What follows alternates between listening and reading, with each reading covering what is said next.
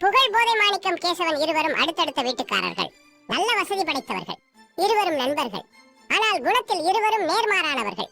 கேசவன் யாருக்காவது ஒரு சிறு கஷ்டம் என்றாலும் உதவி செய்வதற்கு முன்னால் நிற்பான். ஊரில் அவனை அனைவரும் கலியுக கர்ணன் என்று புகழ்வர். மாணிக்கம் அவனுக்கு நேர் எதிராக இருந்தான். அவனை அனைவரும் சுயநலக்காரன் என்று ஏசினர். மாணிக்கம் கேசவன் அடுத்தடுத்த காட்டை விலைக்கு வாங்கினர்.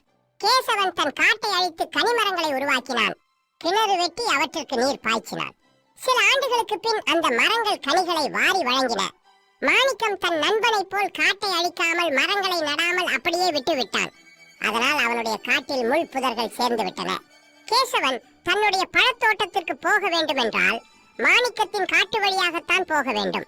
ஒரு நாள் கேசவன் மாணிக்கத்தின் காட்டு வழியாக போய்க் கொண்டிருந்த போது அவன் காலில் 4-5 முட்கள் நறுக் நறுக்கென்று குத்தி ரத்தம் கொட்டியது.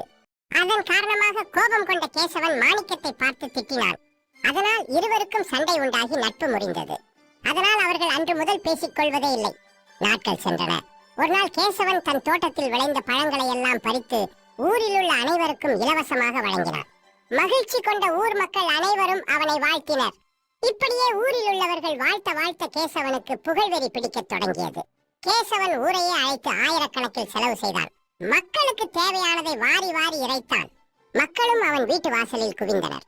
கேசவனும் புகழ்வெறியில் மக்களுக்கு தேவையானதை பூர்த்தி செய்து வந்தான். அந்த சமயத்தில் அங்கு வந்து சேர்ந்த மாணிக்கம் கூட்டத்தினரை நோக்கி, ஊர் மக்களே, நீங்கள் யாருடைய பணத்தில் ஆட்டம் போடுகிறீர்கள் தெரியுமா என்று கேட்டான். எல்லாரும் விழித்தனர். இது என்னுடைய பணம். கேசவனின் தந்தை தன்னுடைய நிலங்களை எல்லாம் என் தந்தையிடம் விற்று பணம் வாங்கியிருந்தார். ஆனால் நட்பு காரணத்தால் கேசவன் தந்தையின் நிலத்தை சொந்தமாக்கிக் கொள்ளாமல் விட்டுவிட்டார். என் தந்தை இறந்து போன பிறகு இந்த விஷயம் இதுவரை எனக்கு தெரியவில்லை. இன்று நான் என் தந்தையின் பழைய பெட்டியை குடைந்த போது அதில் கேசவன் தந்தை என் தந்தைக்கு எழுதி கொடுத்த கிரய பத்திரத்தை கண்டு எடுத்தேன். அதனால் இன்று முதல் கேசவனுடைய சொத்துக்கெல்லாம் நானே சட்டப்பூர்வமான சொந்தக்காரன். இதுவரை அவன் ஊருக்கெல்லாம் வாரி வழங்கினான். இனிமேல் நான் அதற்கு சம்மதிக்க மாட்டேன். எல்லாரும் வீட்டுக்கு போங்கள் என்று சொன்னான். இதையெல்லாம் கேட்டுக்கொண்டிருந்த கேசவனுக்கு தலை சுற்றியது. மயக்கம் வருவது போல் இருந்தது. குழம்பி போய் கொண்டிருந்த கூட்டத்தை பார்த்தான். மாணிக்கம் பேச்சை கேட்ட ஊர் மக்கள் அனைவரும் வெளியேறிக் கொண்டிருந்தனர். மக்களை நோக்கி போகாதீர்கள் போகாதீர்கள் என்று கத்தினான் கேசவன். அதுக்கு அவங்க, போயா போ, இனியும் உன் பேச்சை கேட்பதற்கு நாங்கள் ஒன்றும் மடையர்கள் இல்லை. இனி நீயும் எங்களைப் போல் ஒரு ஏழைதான் என்று கூறிவிட்டு வாருங்கள் போகலாம் என்று ஒருவன் கையசைக்க அனைவரும் அவனை தொடர்ந்து சென்றனர். அனைவரும் சென்றவுடன் தன்னந்தனியாக கவலையோடு ஒன்றும் புரியாமல் நின்றிருந்த கேசவன் தோளில் தட்டிய மாணிக்கம், வா உள்ளே போகலாம் என்றான். கேசவன் எதிலும் விருப்பமின்றி வெறுப்புடன் அவனுடன் சென்றான். வீட்டிற்குள் நுழைந்ததும் மாணிக்கம் வயிறு வலிக்கச் சிரித்தான். என் தந்தை வாங்கவும் இல்லை. ஒன்றும் புரியாதவனாய் கேசவன் விழிக்க மாணிக்கம் கேசவனை நோக்கி, அதிர்ந்து விட்டாயா? உன் தந்தை என் தந்தையிடம் நிலங்களை விற்கவும் இல்லை. பிறகு நான் ஏன் பொய் சொன்னேன் என்று பார்க்கிறாயா நீ?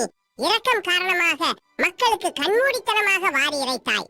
உன்னை புகழின் உச்சியில் வைத்து மதுவை விட அதிகமான போதையை உண்டாக்கி உன்னால் லாபம் அடைந்து வந்தனர் மக்கள். அவர்களை அடையாளம் காட்டவே இனி உன் சொத்துக்கெல்லாம் நானே சொந்தக்காரன் என்று சொன்னேன். இந்த நன்றி கெட்டவர்களிடம் இனி நீ இப்படி நடக்க வேண்டாம் என்றான் மாணிக்கம். இதை கேட்டு நீ ஒன்றுமில்லாதவன் என்று தெரிந்த ஊர் மக்கள் நீரில்லாத குளத்தை விட்டு காக்கைகள் பறந்து செல்வதைப் போல் உன்னை விட்டு ஓடிவிட்டனர். நண்பா, என்னை வஞ்சித்து வாழ்ந்தவர்களை உன்னால் அடையாளம் கண்டு கொண்டேன். இனி ஆற்றில் போட்டாலும் அளந்துதான் போடுவேன். நீதி இரக்கம் காட்டலாம், ஆனால் ஏமாளி ஆகிவிடக் கூடாது. புகழ் போதையில் மூழ்க இருந்த என்னை கை கொடுத்து தக்க சமயத்தில் காப்பாற்றி விட்டாய். உனக்கு நான் எப்படி நன்றி சொல்வதென்றே தெரியவில்லை என்று நான் தழுதழுக்க கூறினான் கேசவன்.